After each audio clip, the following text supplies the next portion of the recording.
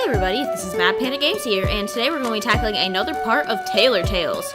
Now, where we left off, we got into a huge argument with Neil, and he was very rude to us, and I don't really know how this is going to play out afterwards. So let's get started, guys. Let's do this. The pictures that Sarah took of me last week turned out pretty well. They even got a lot of traction on social media and boosted my sales somewhat. Not by any substantial amount, but enough to see a difference. Sarah's had to deal with me ranting about a certain jerk with no manners these past couple of days. He was simply so rude to me that day, it still leaves me fuming. Of course, Sarah offered to beat him up for me again, and this time I almost took her up on her offer, but I'd rather not give him more fuel to blackmail me. I'd do almost anything to see him get knocked down a peg or two. Also, I didn't know where Neil lived or worked for a while, until Sarah reminded me of his last name, Forrester. The Forresters own the hospital, so I guess Neil must work there if I always seem to run into him in the surrounding area. Well, at least now we know where to not go to avoid him. Nonetheless, realizing where he works doesn't matter much to my current situation, because today is Friday. Yep, Neil is supposed to be coming over for his measurements, and I'm not looking forward to this one bit. Is he going to be snappy towards me again? Insult me like last time? I really don't want to find out. Me neither. Let's get this over with. The bell jingle disturbs me from my thoughts, and I look up at the entrance. It's just another customer. I sigh. I help my customer buy a dress, and once more I'm left alone in the store. It's a slow day. My eyes start over towards my childhood pictures, and I recall the time when I met Neil when he was just a little boy. He seemed so sweet and scared back then. Nothing like what he is right now. Now he's just a spoiled rich brat who doesn't know how to exercise common decency.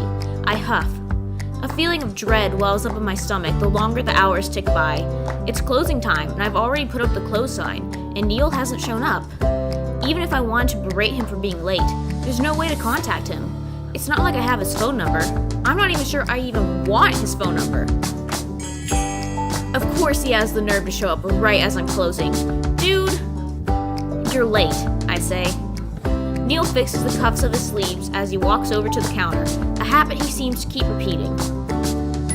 Oh, his hair wasn't there for a second. I don't remember agreeing on an appointed time slot for today. I'm not in the mood for this, as it clearly shows on my face. Neil simply exhales loudly. Let's just get this started.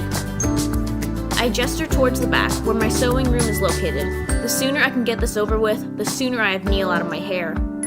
Let's do this. We both walk in this awkward silence, and once I shut the door behind me, it's just me and Neil in this tiny cramped sewing room. Honestly, what have I gotten myself into? Neil stands in the middle, surveying everything with a critical eye, and I wish I had taken the time to clean up and organize everything before he could judge me for being messy. I walk towards my crafting table and pick up my sketchbook, along with a pencil. First thing first, get a design he likes. I feel as though that's going to be really hard. I bet he's not going to like any of our designs. He's just going to be an asshole. Alright, can you tell me a little bit about the kind of blazer you'd like? I say in a bored voice. Elegant, simple, streamlined, the most expensive and durable fabric, dark gray, and, in other words, perfection. Neil gives me a firm nod. My pencil hits the sketchbook.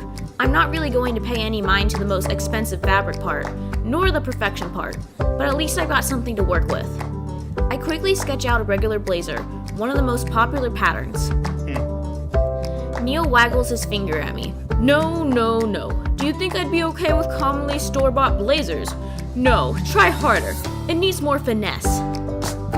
Mock his demands. I'm so sorry that the design isn't up to your standards, Your Majesty, I say sarcastically. What does a royal king like you think is adequate enough? I point the pencil at him. Neil gives me an annoyed look, not liking the fact I'm mocking his stupid demands. Perhaps I'm asking too much of a simple tailor such as yourself, says Neil. I guess I need to lower my standards and ask for a design that doesn't require much skill. Oh, no you didn't. No you didn't. You did not just insult our skills.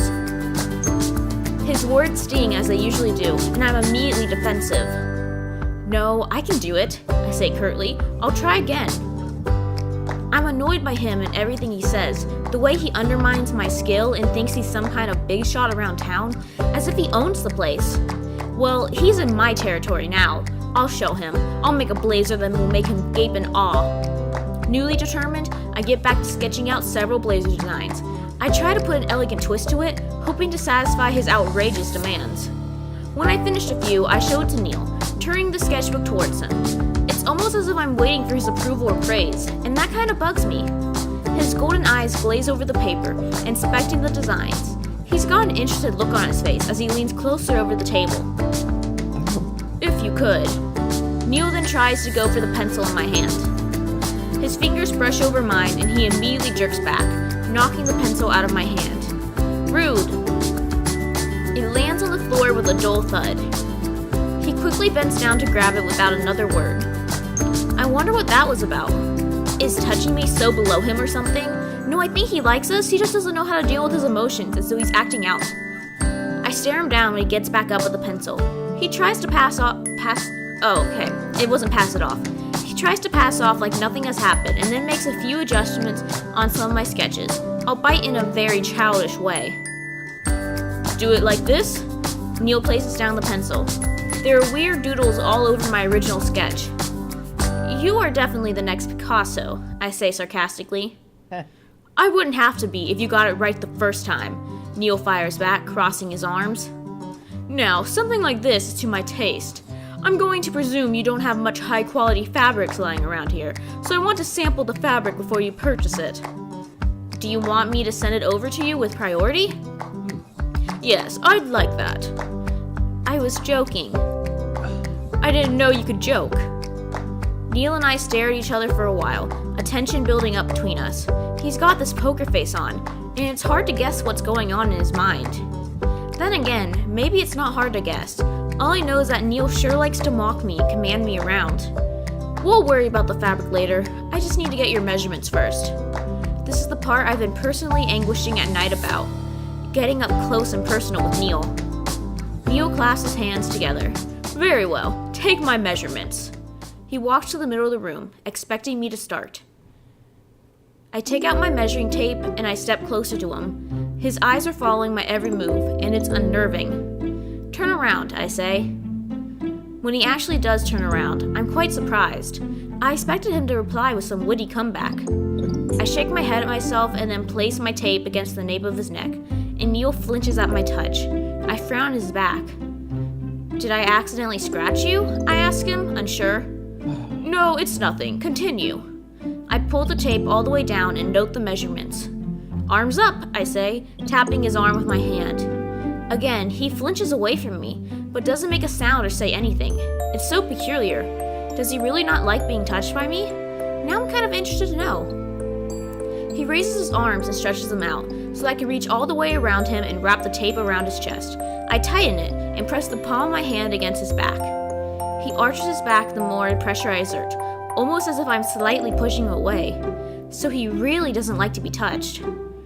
So, do you work at the hospital? I ask, trying to distract myself from the awkward silence. Neil rolls his shoulders after I pull the tape off of him. Why would you need to know that information? Man, he's so cagey.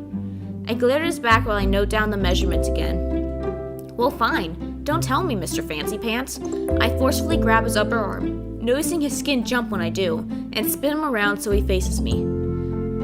Neil's making this weird face and refuses to look at me. My family owns it. That's all I'll say about that matter. So what's this blazer for anyway? Any special occasion? I ask, only slightly interested in the answer. You ask too many questions. We're trying to make some small talk, dude. Just calm yourself. And you don't answer enough, I say with a huff. If I know what the occasion is for, then I can create a fitting design for it. Dinner. Family dinner, he says gruffly. With your parents? Yes. Ah, so he's having dinner with his parents, which are the Forresters, whom own the hospital. I do wonder what Neil does at the hospital, but getting an answer out of him is like pulling teeth. Yeah. I lower my body and tighten the tape around his waist, my eyes focused on the numbers. The fabric of his vest lightly brushes against my fingers, and I can feel the heat of his stomach radiating from it. I try to take measurements of his waist, but that's when I notice how tense Neil is. He's sucking in his stomach. Stop sucking in your stomach. I don't care if you've got a bit of a gut. I need your real measurements, I tell him sternly. This is not going to work out if I get the wrong numbers. Not that I particularly care if he wears a blazer that's too tight on him. I am doing no such thing, Neil denies, and my body is perfectly healthy, for your information. I straighten up and look at him, to which he immediately turns his head away. Yeah. You're tense. Just relax. How can one relax when being prodded and poked and spun around like a ballerina? I can't help but smirk at this, feeling like I have the upper hand on him. This is making me feel gleeful. Finally, I'm putting this jerk in his place. Just breathe out and let me measure your waist. Neil takes a big breath and slowly exhales. I'm grinning now. This makes me want to touch him more, just to annoy him. I tighten the tape around him and take a step closer, putting myself up close and personal with him. I've been trying to avoid getting too close to Neil this whole time, but that was before I knew how much he'd fidget if I'd be up in his face. Neil apparently can't stand it now that I'm so close to his face, so he turns away with a cough. Oh my gosh, look how cute he is with the blush. Oh, so cute. Are you okay? I ask him with a smirk. Just fine. His voice cracks a little. Under the pretense of taking his measurements, I drag it out as much as possible, lingering with my touch, using every opportunity to bump into him by accident. It's clearly making Neil uncomfortable, as he starts to shift his weight around on the spot, unable to really take my attacks like that. I take my sweet time tormenting him, brushing my fingers over his back, his arms, his stomach, causing him to fidget non-stop. Are you sure you even went to fashion school? You should have been done by now. You're only taking the measurements of a human, not the whole wide world. Neil's voice has a slight edge to it. I give him a hard pat on his arm. Done, I say cheerfully. I didn't expect Neil to jump away from me so fast in reaction to the pat on his arm that I could barely register how fast he tripped over my tape and then reached out for me to stabilize himself. His weight is too much for me to suddenly bear, and he brings the both of us down to the floor with a loud thump. Oh yeah! Oh yeah! Oh yeah! This is the content I signed up for. Neil's head crashes against the mirror behind him, and I keep myself from slamming into his body by pressing my hand against the mirror as well as his chest. I look at him in surprise, and he gives me a similar look in return. I seem to be straddling his waist, and I'm way too close to his face. Luckily, I didn't fall on top of him in an embarrassing manner, and his body cushioned my fall at least. Thankfully, the mirror hasn't broken either. I can feel Neil's heartbeat thump underneath my hand. Are you alright? I finally decide to ask. I haven't lost my manners.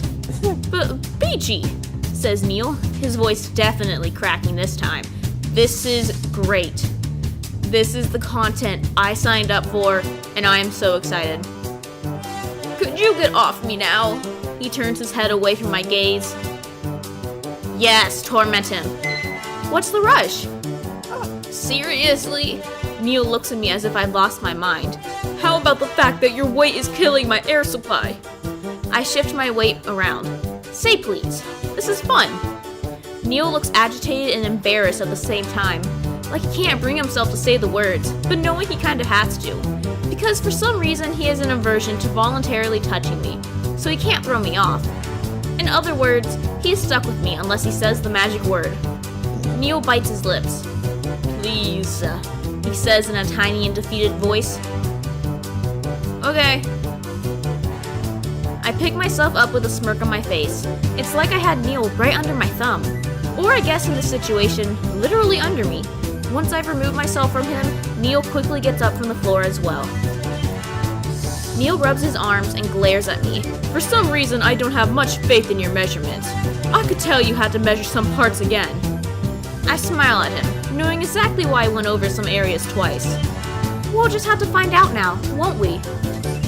If you got the wrong measurements, I demand you create me an entire new suit. Right, sure, whatever you say, Majesty. I roll my eyes at him, like I would ever make him a suit. And don't call me that, he spits out. Oh, it seems I got under his skin. This is kind of fun, annoying him like this. Your Majesty, I say instead. Neil angrily stomps his foot on the ground like a petulant child. Any of those are unacceptable. He then quickly composes himself. You may call me. Yeah, I'm sticking with your majesty, I say quickly, cutting him off.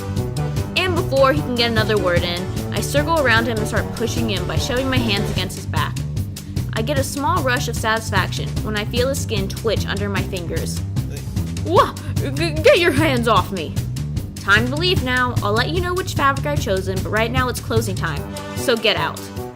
Huh. This is great. This is great. Plus the music is just making this entire chapter amazing. I keep pushing him out of my room until one final shove puts him near the entrance of the store. He turns around, anger flashing in his face, but his ears are tinted with red. He wants to say something, but then immediately bites down on his lips and then opens the door to leave. Good night, he yells out, then slams the door behind me. This is great. This is great. As I stand there all alone, a grin creeps up on my face. I got under Neil's skin. Good. He deserves it for treating me like that. That was amazing. That was amazing and beautiful. And I'm gonna save and stop here because that was actually a pretty long chapter. I wish to save. Okay. And so, this is MadPanda signing out. If you like my content and you want to see more content like this, please remember to leave a like, comment, and subscribe. And don't forget to hit that bell for notifications. Once again, this is MadPanda signing out. See you later, guys.